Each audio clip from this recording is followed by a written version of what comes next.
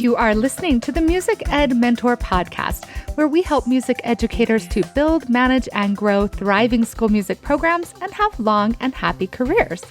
I am your host, Elisa Jansen-Jones, and I want to meet you. This next few months, I will be going around to many conferences for music educators, starting with the NAFME conference happening in Florida. If you're going to be there, come and find me at the Soundtrap booth because I can't wait to meet you and get you on our live podcast recording while we're there. And I am so completely overwhelmed with gratitude that you are joining me for this episode. I know the value of your time as a busy music educator, and I appreciate that you're willing to spend some of it with me and my guest today, Gavin Tabone. Gavin is an elementary music teacher who has created an after-school choir that has received worldwide acclaim. He takes them on tours, streams their performances, backs them with a full band. It's the real deal. He has created rock stars.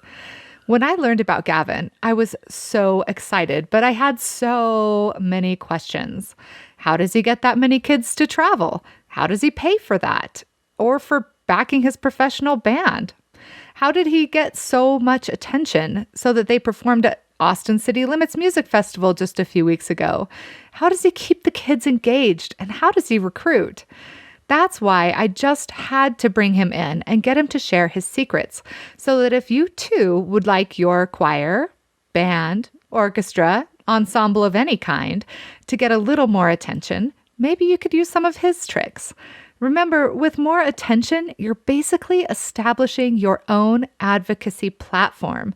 Everyone loves being on the winning team that gets all the love. And in this episode, Gavin's going to show us how to get it. But don't let this dissuade you if you don't have a choir. Like I said, this is for all ensembles of any age. I encourage you to get some great ideas from this episode. Be sure to listen until the end, where I share with you the easiest way you can use all of this information affordably and practically. But first, I've gotten a lot of questions lately about how to integrate sight singing into ensembles. You may have been taught, like I was, that sight reading or sight singing is the truest test of musicianship. And that's true. Even as a private lesson teacher, I end each lesson with sight reading. It's my students' favorite. Implementing it in your classroom, though, is another story. Do you use books, write your own, download some from online? And when on earth do you have time for all of that? Well, Smart Music has the solution, their Sight Reading Builder. With it, you can instantly generate an infinite number of customized sight reading exercises for any ensemble. You can use the exercises in class or assign them through the Smart Music platform. It's easy to use and can even grade your student sight reading skills for you. To learn more, go to smartmusic.com/SRB for Sight Reading Builder. That's smartmusic.com/SRB to learn how easily you can implement sight reading into your studio or classroom.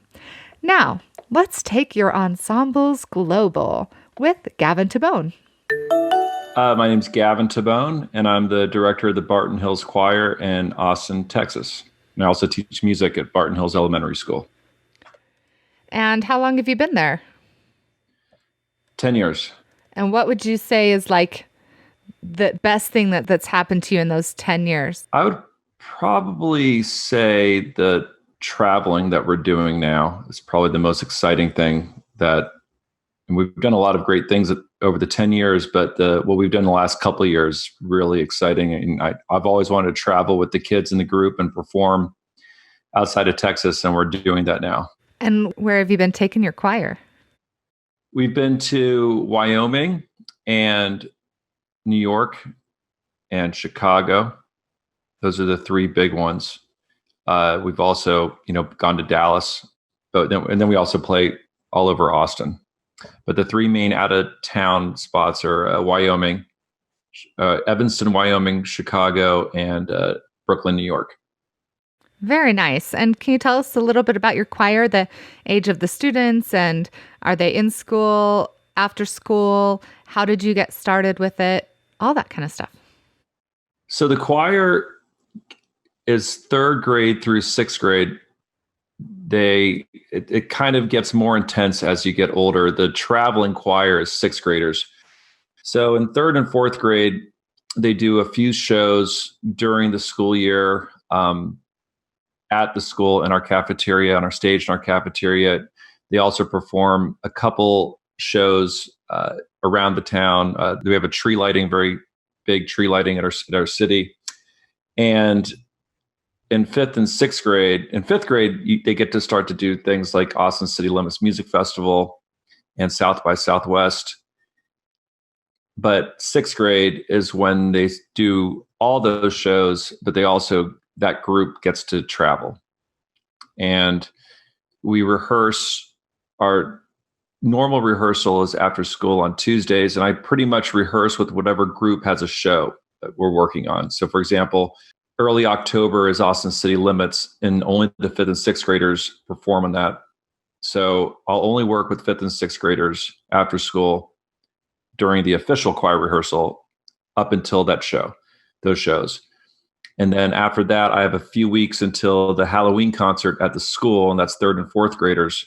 And they get to dress up. We do a bunch of golden oldies like Love Potion No. 9 and Twisting the Night Away and Charlie Brown, late 50s, early 60s tunes.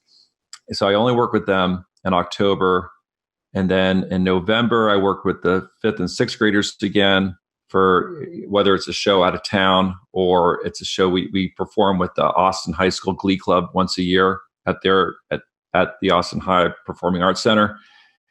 And then after that, I work with third, fourth, and fifth graders because they perform at the Zilker tree lighting. So it kind of goes like that throughout the year. So whatever group is prepping for a show, that's the group that I'm working with after school. So I never have 150 kids, and that's how many kids would be in my room if I did third through sixth grade. So I kind of break it up into chunks. But I would say the majority of the rehearsing happens in the morning. I usually get to school between 6:45 and 7, and I get into the cafeteria, and there's a piano in the cafeteria, and then kids start to come in, and whatever group I'm working with, they start coming over the piano every morning, and we just work on tunes, especially kids that have solos. That's when they get to have one-on-one time with me or a small group. So even though our official rehearsal is after school on Tuesdays, the majority of our rehearsal time is done in the morning, and then we'll have random weekends that we get together. Or, if we have to do another after school rehearsal, we do that. Okay. And then do you get them for normal class time during the day as well? That's right. So it's a music, art, PE rotation. So they'll come to me in the next art and the next day PE, then back to me. And it's for 45 minutes. I see the whole school, kinder through sixth. Wow. So you are an extremely busy man. Yes, I would say so.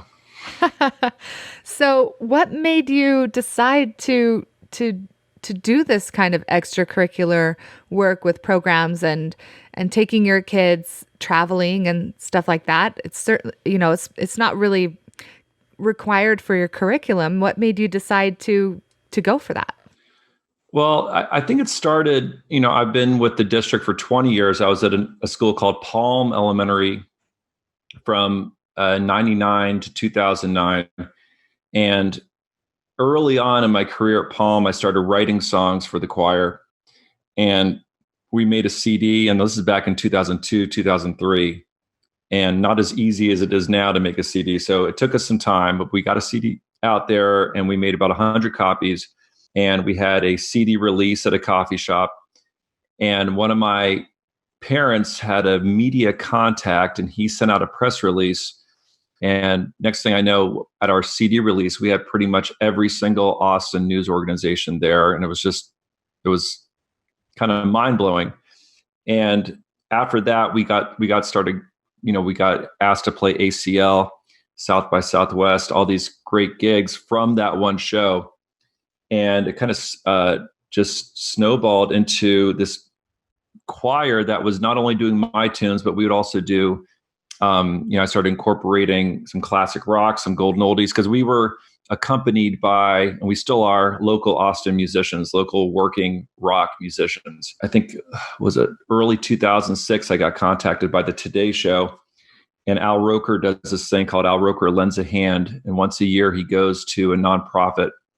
They do a big story on this nonprofit, and then they give a bunch of gear. And Al Roker comes to this organization, and they kind of broadcast all of his segments from wherever he is. And so they chose the Palm School Choir that year. That was 2006. And that's really when, we started becoming a name throughout town. And so when I decided to move schools, the only reason I left Palm was I was kind of sick of the commute, and the job opened up at Barton Hills. I knew the music teacher there, and she brought me in to kind of check it out. And it was, a couple of miles from my house. I could walk. It was tough to leave Palm, but when I moved to Barton Hills, first Austin city limits, I kind of combined schools. The music teacher at Palm was cool with that. And then after that, it just became Barton Hills. Yeah, it's just, I really enjoy working with local musicians and having the kids experience what it's like to be in a working band. So they get to experience, what it's like to book the gigs, what it's like to do a sound check, what it's like to arrange songs. And they're just part of it. It's not, I have nothing against, your standard choir shows, and we do those, but it's really interesting to see how the kids respond to playing these kind of special venues throughout town. So it's really been super beneficial for the kids. But it sounds to me like you started locally. So maybe let's focus this first segment of our conversation on what are the benefits of taking your choir outside of your school to getting the news involved, getting them to experience stuff, beyond your relatively limited classroom and time and space. What can we do if we want to stretch outside of our school? Where do we start? Well, when I was at Palm Elementary School and I decided to start having the kids perform, we performed everywhere. I mean, one of our first gigs was in a grocery store, like in one of the aisles. And then we performed at libraries a lot, and bookstores, coffee shops. And then it became a thing where, we're a real pain to run sound for. So we started playing at venues that actually had a sound man or sound woman, and had the gear. Because when we're on stage, it's a weird blend of a children's choir and a rock band. And even if this rock band plays really softly, if you don't have good sound reinforcement for those kids, it can sound horrible. And we've had some really, really bad shows because the sound doesn't work. But I would recommend, to get started, just do, we had to really strip down at the beginning. It was just me on piano and then the kids. And I would do a lot of conducting with my head, and play or conduct with my right hand while my left hand keeps the bass. And we got really tight that way. And we just played like I said before, we played anywhere and everywhere. And then once we started getting our name out there, we started being asked to play. It wasn't like I was asking venues to have us, they would ask us. And that really kind of changed things for us. So we could be a little more selective about where we played. And like I said before, for me, it's all about the space and how well the kids are going to be able to be heard.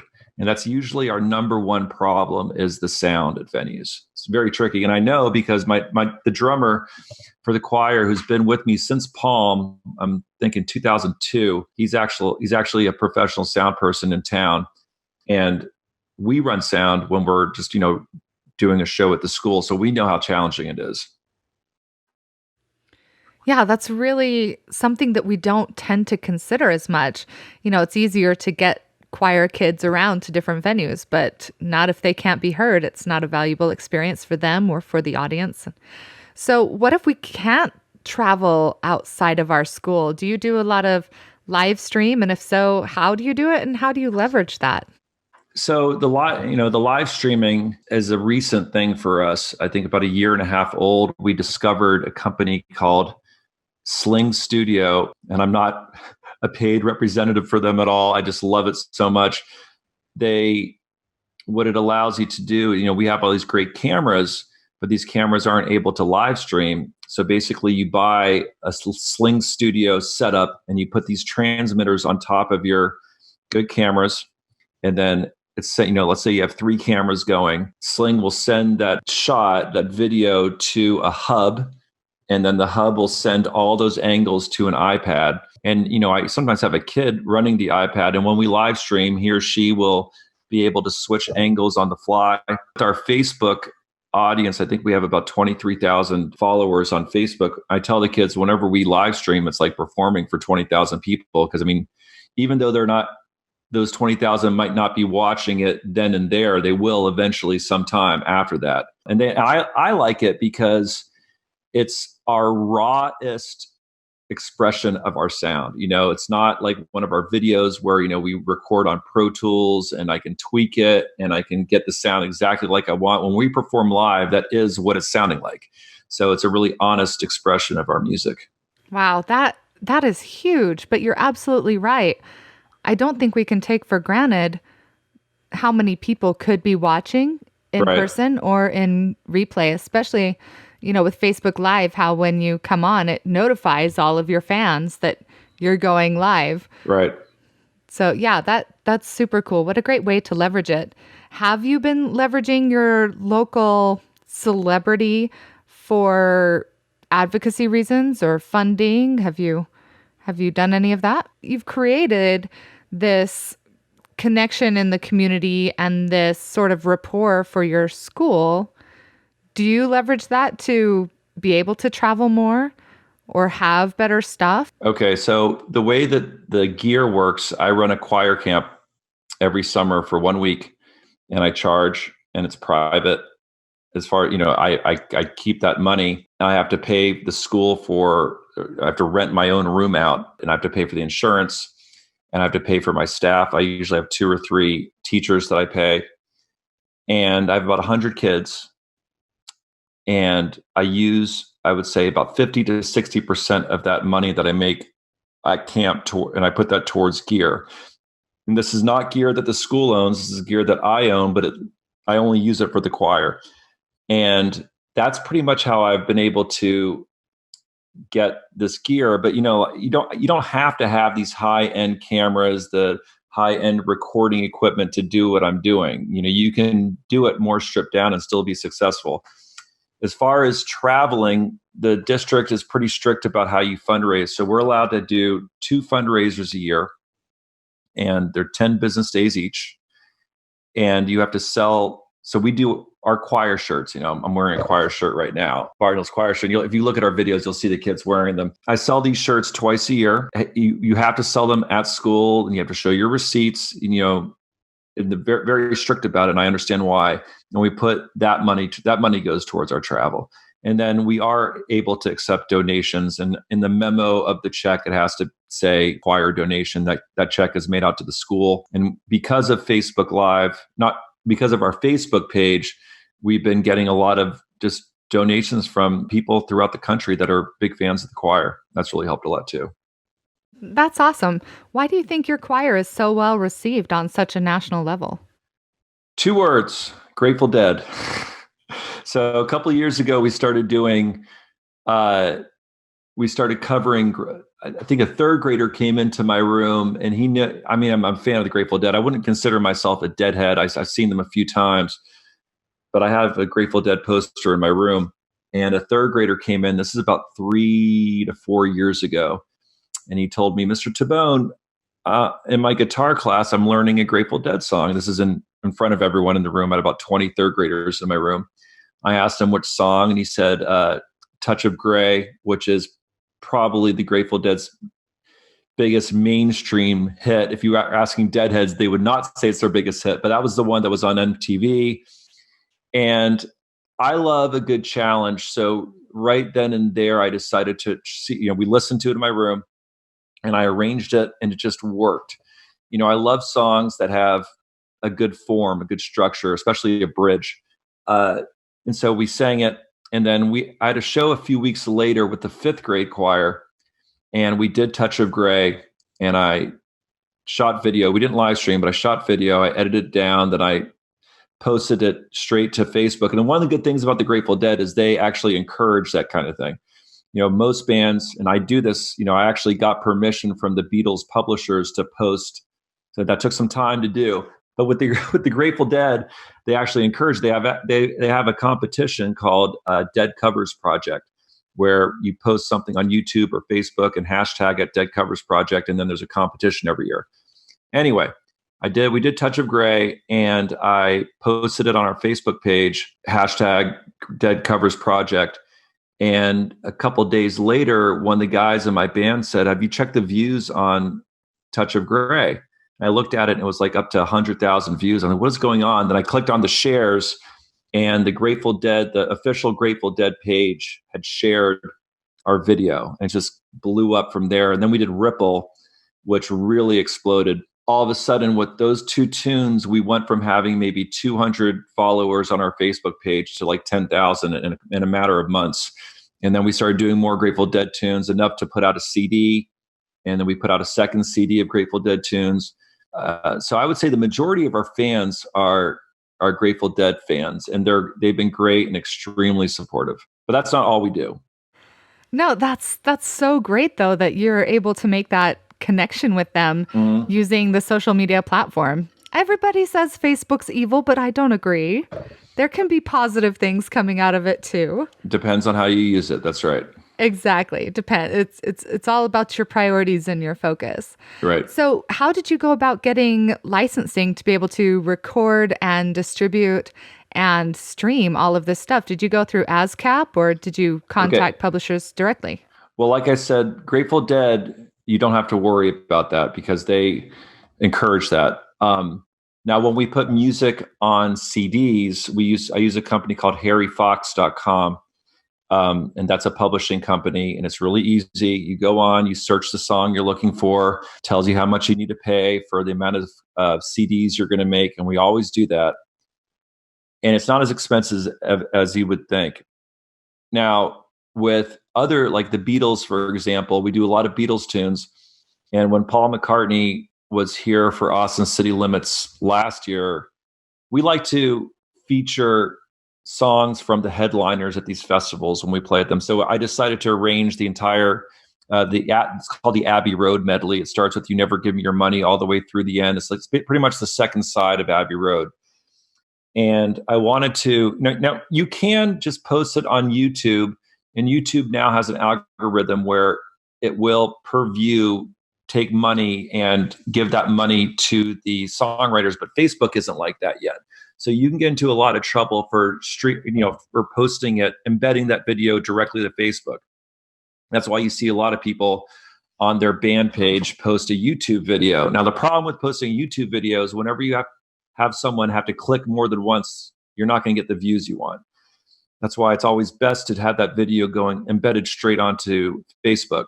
But to do that, you have to get permission from the publisher. So it just takes research, finding out who owns the publishing rights to whatever band you're covering, and calling, not getting a response, leaving a message, calling, over and over and over again. And finally, I just got lucky, and I had a contact with the publishing company for the Beatles, Universal Music Group, and Apple Corps. Just like with the Grateful Dead, it was weird because they gave us permission for the Abbey Road medley. And we did a Beatles tune called "Nowhere Man" years ago, like when I first came to Barton Hills, and it was not on Facebook, just on YouTube. And they actually posted that to the Beatles official Beatles page, which is really crazy. So now it's a lot easier to get permission for those tunes since they've already shared our music. Yeah, that's totally awesome. So let's say that I want to take my choir to a global level, right? So I've taught them some really great songs, things that I think will connect to an audience. I've started some live streaming, which I can do in my classroom. And then I start taking them out to perform around town. So we're slowly building our repertoire. Now I'm ready to take them on a real trip, like out of state. How do you decide where to go, first of all? And then how do you organize it, and how do you fund it? Well, I would say first start small. Don't go out of state, go out of city first. But and those are very easy. you can get a school bus and get a couple chaperones, do all the district paperwork that you need to do. And then when you have a few of those under your belt and you're ready to go out of state, the way that I do it, which is different from other schools, most schools you'll have let's say 30 kids in your choir and you want to go out of state and you go through your district's travel office and you have a few chaperones, pretty much like 30 kids to 3 or 4 teachers. But what I do, and this is what I've done for all of my shows, is each kid has to come with one parent and they are in charge of their travel. Now, I'll get back to the travel in a second. And then, because a lot of these shows we do over the summer and parents will roll that into a trip that they're doing. For example, when we played in Wyoming, a lot of kids, were already out there going through Colorado. It was just easy because you just tell the parents, okay, you got to be at this hotel at a certain time and you have rooms for 2 nights. And however they get there is up to them. And each kid is traveling with the parents. So you don't have to worry about the liability as far as that goes. The choir pays for the hotels and the choir pays for the food during those 2 days that they're there. And that's what we use our fundraising money for, those t-shirt sales, like I was saying. Now, getting back to the travel, which is always going to be your biggest expense, we set up a PayPal account. The parents set it up and the principal supervised it. And it was all anonymous, that the parents that needed some extra money, and then parents would kind of put money into that PayPal account. And then my principal and I would give that. And it wasn't, $400 to $500. We had a couple parents that needed help with airfare, and that money went to them, and they were able to get some help with their tickets. But our fundraising, since the way that we do the travel, and we're not going through the district for our, a lot of schools will have a travel office where they will, you say how many kids you have going, how many chaperones have, and they will get a block rate. And we don't do that. And since we don't do that, we can't use any of those fundraising dollars to go towards airfare. That's why we have to go like parents, kind of helping parents out, which is really cool. How very socialist of you. Thank you. Democratic socialist. There you go.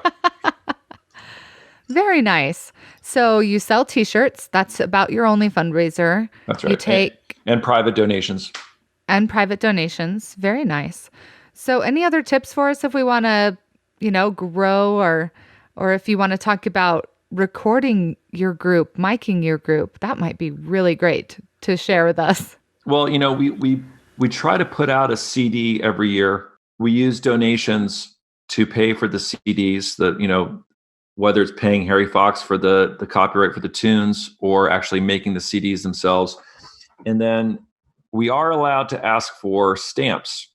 And what we do with those stamps is we have these free CD giveaways on Facebook. And once every few weeks, I'll get on Facebook and say, if you'd like a copy of this CD, it's free.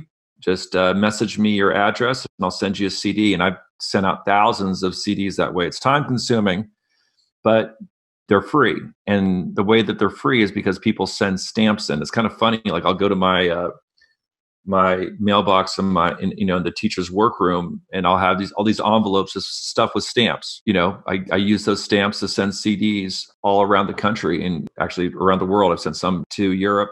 And as far as I love recording CDs because it really makes the kids prep those songs more than they ever would if just prepping for a show. When you record, I think when you record, it's the best practice. I mean, I see the kids when they record and they really have to understand the song because there's nowhere to hide. I have different ways of recording, of miking the kids for live shows than I do for recording a CD.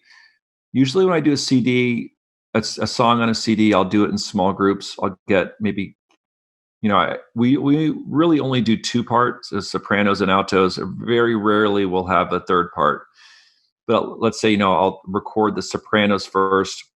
I'll bring 1 or 2 kids in and I'll record them by themselves. And they're just kind of the guide. My most experienced kids, they're the guide track. And then, I'll get 4 or 5 kids in after that. And they each get their own headphones. You have to have a headphone amplifier for that to work. It's always the best way to do it because you won't get the bleed from the speakers if you're not using, like right now, for example, we're using headphones. Do like little groups of 4 or 5. I do track after track after track after track. And then I kind of bulk them all together and mix them all together and you get this really thick sound.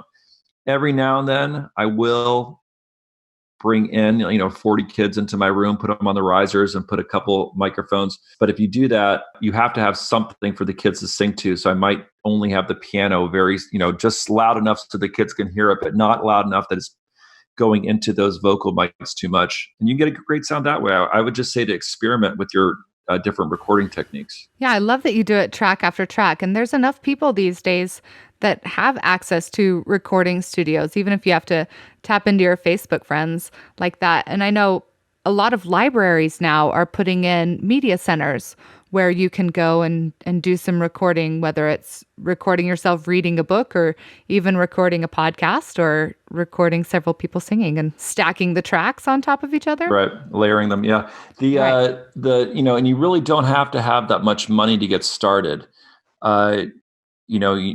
Pretty much a computer, and then you could even use GarageBand is great, which comes with a lot of Macs. I'm a Mac guy, so that comes with a lot of Macs. And then you need an audio interface. That's the little thing that connects to your computer that allows you to put the microphones plug into.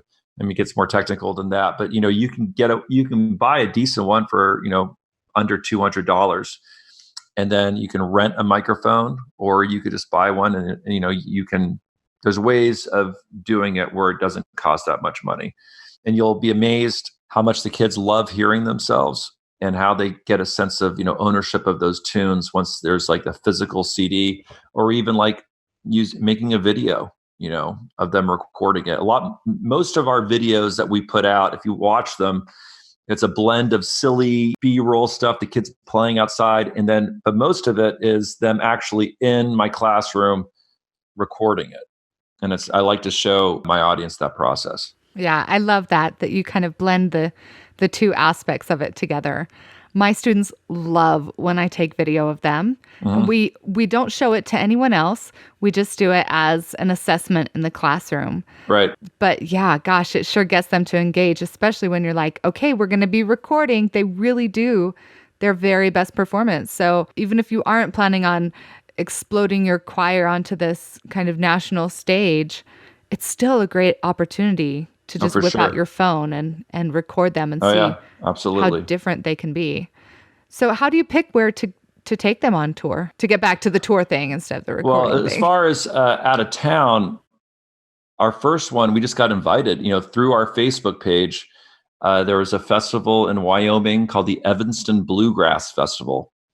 And it's a little hippie town in Wyoming, and a lot of deadheads live there, and they just wanted us to come out and perform for their festival. And they said that they were going to pay for our hotels and they were going to pay for our food, and they did, and it just worked out.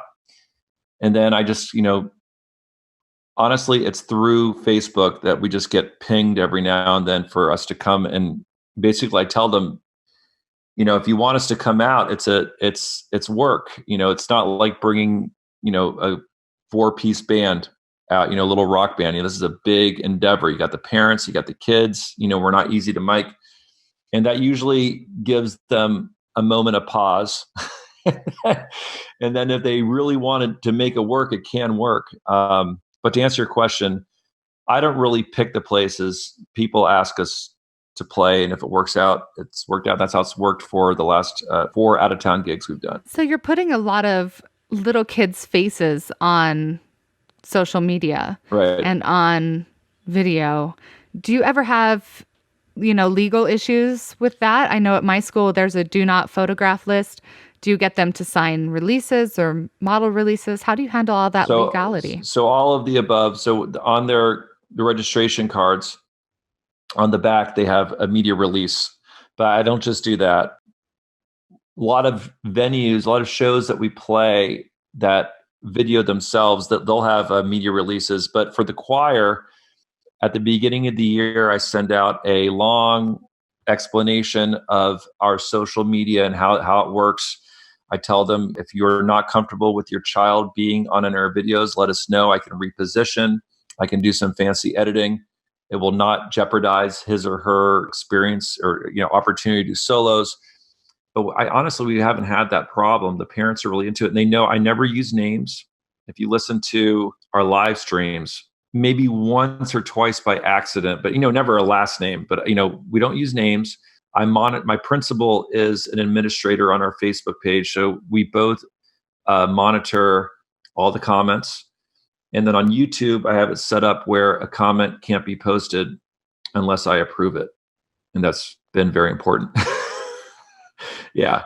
I hope that answers your question. Yeah, it totally does. That's really comforting to know. I mean, a lot of our most popular videos now, honestly, a lot of these kids are in college. We've been around for that long now. It's kind of fun to see. Like that Nowhere Man video that the Beatles page posted, those kids are all in college now. Wow. What a huge and amazing legacy that you're creating. Well, thanks. So you said that you have soloists, and Right. That's probably a huge deal. How do you go about selecting soloists? So any kid that wants a solo gets one. Now, if he or she is having a hard time projecting, I might have a duet, have him or her sing with another kid. So it's not really a solo, it's a duet, but that doesn't happen that often. Let's say I'm prepping for a show. I'll get into the cafeteria early and I'll make my set list on a piece of paper. And after each song, I'll have little lines. And each line are the solo opportunities for each song. And maybe 2 days before, I'll send out an email to the parents saying, okay, in 2 days, that morning, if your kid is interested in a solo, have him or her meet me in the cafeteria. And we'll sit down next to at a table with my paper, and all the soloists that want solos sit there, and we'll just talk about what solo he or she wants. And the kids are actually really cordial with each other. It always works out. I fill in those little lines with the names, and we go over the piano and we start to test out if the solos really will work. We might switch them around a little bit. And that's kind of how I've been doing it all this time. I don't really do tryouts for solos. Now, like I said before, though, if you can't hear a kid, especially with us being accompanied by a rock band, that can be problematic. I might have another kid kind of support that child that's having projection issues. Okay. So how do you come up with all of your arrangements? I know you've mentioned that you've done some of them yourself. Do you do all of them yourself? Do your pro musicians help out? And what's the instrumentation that you shoot for? So I do all the arrangements myself as far as the vocals go and, the song structure. I can't take credit for what the band does. Usually they'll come in and they'll come up with their own accompaniment. I mean, usually other than changing the key, they'll try to stay as true to the original version. But, we will tweak it a little bit. As far as vocally, when I sit down and pick a tune, I have to enjoy it. I have to think if the kids are going to enjoy it. And then I have to think about if it's going to work. And usually the first thing I think about is form. Some of my favorite songs in the world are the simplest songs, verse, chorus, end. And that sometimes doesn't work for the kids. We do a lot of movement in our songs. I like to have sections to change. Maybe a soloist will come in on the bridge, or we have an interesting tag, outro or coda where we can do something fun with movement. So I try to ask myself, is the form going to be interesting? And for the is it going to really make a very interesting arrangement? And then I usually bring a kid or two into my room and just kind of test it out and decide what the best key is going to be. Rarely do we have a song that we can do in the original key. Every now and then we get lucky. Joni Mitchell songs, of course, we can do in the original key. Guns N' Roses is headlining Austin City Limits in October. And so we're going to close our set with Sweet Child of Mine. And since he has such a high voice, we don't have to change that key, which is always makes things a lot easier for me. But getting back to my point, we establish the key, test it out, and then if it works, then I start bringing in kids. So we usually record a demo of the song in my room within the first week to really see if it works. And then we'll do it at a few shows, and maybe a few months later, we'll do a real recording. And do you do all this while you're accompanying on the piano? I do most of it, yes, on the piano. I play guitar as well, a little bit of drums and bass, but I do most of that on the piano. Nice. See, I am not a pianist, so I tend to use karaoke videos a little bit more. Mm-hmm. And I've gotten to the point where I'm pretty good at changing the key even on those background tracks and stuff like that. Yeah, it's amazing the programs that are out now for you able to do that. Makes it a lot easier. Yeah, it Sure. totally does. Nice. So we've talked about how to build our audience locally, how to start finding those gigs of where you can go sing, and how to really get the music to connect with your audience, and how to make that music arranged well for your own group, and how to travel. And gosh, is there anything else that you'd love to share with other choir and music teachers all over?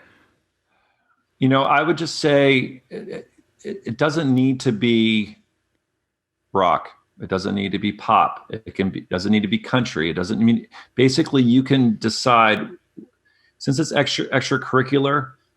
I would first start with something that you love, that you want to share with the kids. Kids can sniff that out very quickly if you're not into it. So if you're into it, chances are the kids are going to get into it too. So I would definitely, it wasn't hard for me to sell these tunes on these kids because they knew that I loved them. Take it from there and see what happens. And I would just say experiment as much as you can. Really get into recording and getting your kids out there, and you'll be amazed how quickly things will start happening for you. And is it worth it? Oh, absolutely. Having the time of my life. If you don't feel super inspired by that chat with Gavin, you should go listen to it again, or, hit rewind, or, whatever.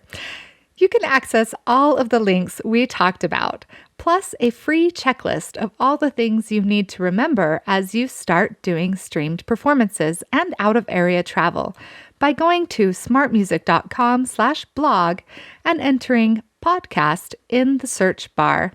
While you're there, learn more about Smart Music's Sight Reading Builder and what it can do for you by visiting smartmusic.com/SRB.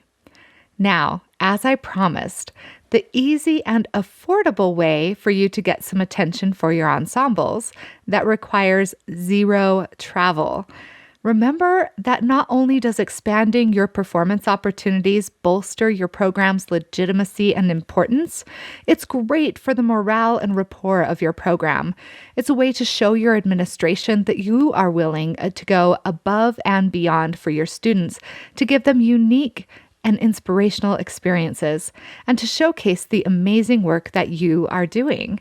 That's why the International Music Education Summit has created the World Choir Festival and the Instrumental Congress Festival and Clinic. Now stay with me here, because I realize this is a totally new concept that you may not have heard before. So here's how it works. Number one, you sign up your group, and it can literally be any choral or instrumental ensemble. In fact, it's encouraged that you show off the less traditional groups that you have at your school, whether it's a small show choir, a ukulele group that sings covers, an 8-part guitar ensemble, mariachi, modern band, taiko drums, elementary singers, whatever it is you're doing in your program. Number two, just like any performance, you select your music, rehearse your group, and create your best show. Then, number three, when you're ready, you make a video recording of that performance. It can be in your school auditorium, gym, classroom, outdoors, the local theater, wherever your group sounds best, and you can access videos and microphones. Finally, step 4, you submit that recording for the festival and sign up for a time. When your assigned time comes on festival day, your group's performance is streamed to the world. You get comments from people watching, up to 3,000 people, and an assessment and helpful tips from a trained adjudicator. You'll get a certificate of participation for your group, with recognition as one of the first ever to participate in an international virtual festival. Is it the same as a live in-person festival performance? No. But it will help your students' ensembles create a new and cutting-edge skill set and provide them with useful feedback for improvement, and something else very important: clout. To learn more, visit musiceducationsummit.org and click on Virtual Events. The World Choir Festival streams on April 17th, 2020, with the following day, April 18th, chocked full of choral-specific workshops and clinics for your professional development, all streamed to your computer. The Instrumental Congress Festival streams June 8th and 9th, 2020, also in conjunction with professional development sessions for instrumental teachers. When you sign up your group for the festival, you get all the PD sessions for free. I do hope you'll take advantage of this opportunity being brought to you by the world's leader in virtual professional development, the International Music Education Summit. Visit musiceducationsummit.org for all the details. I can't wait to see your group on the international stage. Also, I love hearing your feedback about the podcast. On the show notes page for this episode is a link to fill out our podcast survey. We want to know what you think so that we can continue crafting practical, useful, wonderful information for you, bring on guests that you want to hear from who inspire you, and so much more, all for you. Please go to the show notes page at smartmusic.com/blog and type podcast into the search bar. Look for the survey podcast link. We can't wait to hear what you think. Also, thank you so much for those of you who have already given us that sweet 5-star rating and helped share this podcast with your professional friends as well. We love our listeners. Next time, until next time, you outstanding music educator, you keep teaching on.